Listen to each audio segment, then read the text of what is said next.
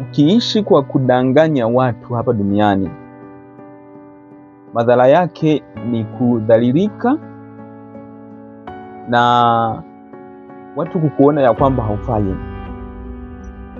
Kuna watu ambao mnapenda sana kuishi maisha ya kupretend, yani unaishi maisha ambayo sio ya kwako.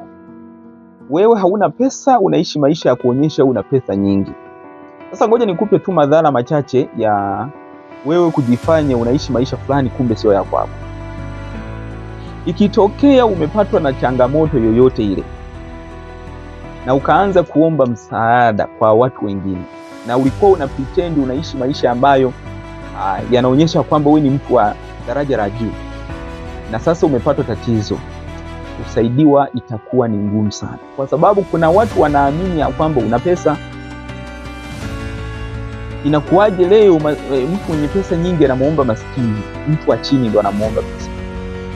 Kwa hiyo hakikisha unaishi kwenye uhalisia wako, yani usipretend maisha kwamba una pesa. Wenye pesa hata wajitangazi. Utakuja ukose msaada kwa sababu watu wanajua unakiweza hiki kitu. Kuna siku utahitaji msaada wa pesa ndogo sana, lakini watu wataamini ya kwamba hiyo pesa unayo, kwa sababu umewawekea taswira ya kwamba wewe hicho kitu kwako sio shida. Pesa hiyo sio shida kwako. Sasa kuna wakati utakosa misaada kwa namna hiyo, kwa sababu ya namna ambavyo umejiweka kwenye jamii. Hakikisha ya kwamba unaishi maisha yako yale ambayo unapaswa kuishi. Kupretend maisha ni vibaya, ni vibaya mno.